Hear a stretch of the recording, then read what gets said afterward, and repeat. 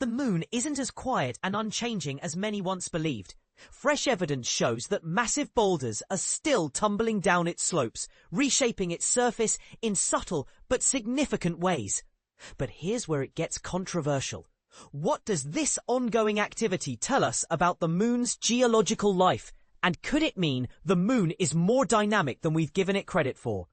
In a groundbreaking study recently published, scientists have successfully pinpointed and dated new boulder falls on the lunar surface for the very first time. They discovered 245 distinct fresh tracks left behind by boulders as they rolled, bounced, and slid down the steep walls of craters. These tracks are not just random marks.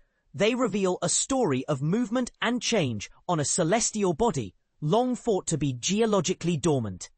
For years, the prevailing thought was that the moon was geologically dead, explains Sivaprahasam Vijayan, the lead author of the study, and an associate professor at the Physical Research Laboratory in Ahmedabad, India. Our research challenges that notion by showing that boulders, some tens to hundreds of meters in size and weighing several tons, have shifted from their original positions over time.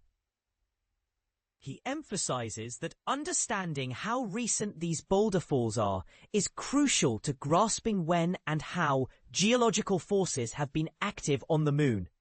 So, how do scientists track these lunar boulder falls? When a boulder moves down a slope, it disturbs the lunar dust, kicking up bright, fresh material from beneath the weathered surface. This creates a distinctive herringbone pattern of ejecta that stands out because it's much brighter than older sun-bleached tracks.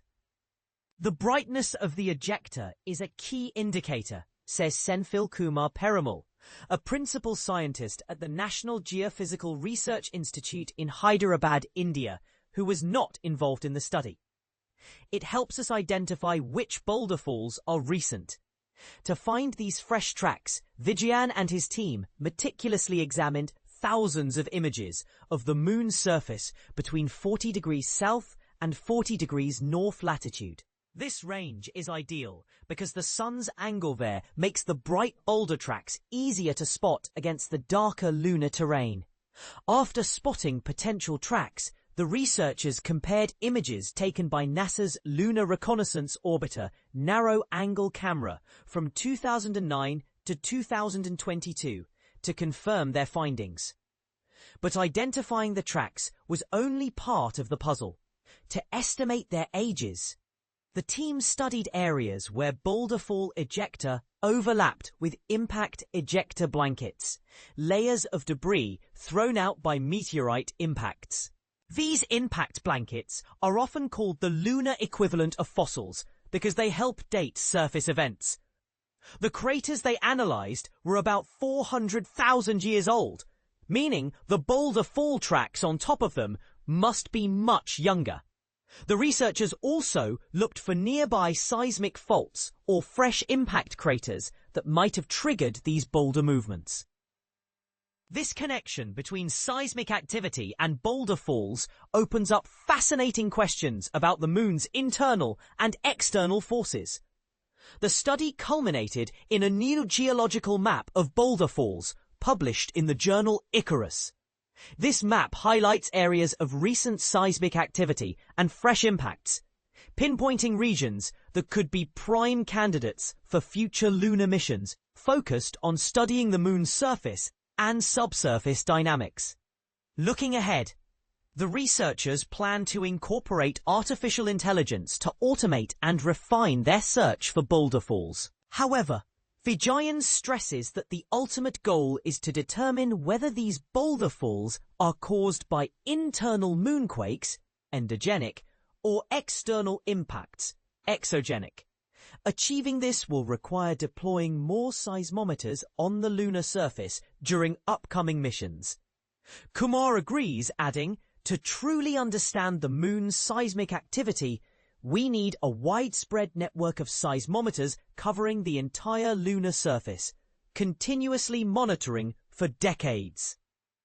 This research not only reshapes our understanding of the moon's geological activity, but also raises intriguing questions.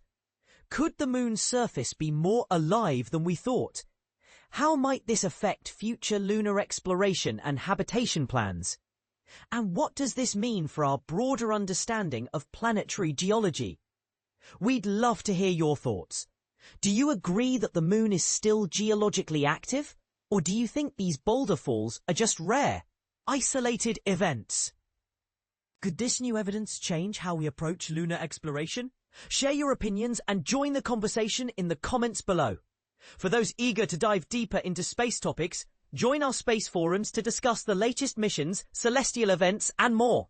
And if you have news tips, corrections, or comments, feel free to reach out at community@space.com. Unnati Ashar, the author of this piece, is a freelance science journalist with a master's degree in space physics. Beyond her passion for all things cosmic, she enjoys writing about physics, technology, and environmental science. When not exploring the universe through words, she finds peace by the sea, where the vast, endless horizon feels like a warm embrace.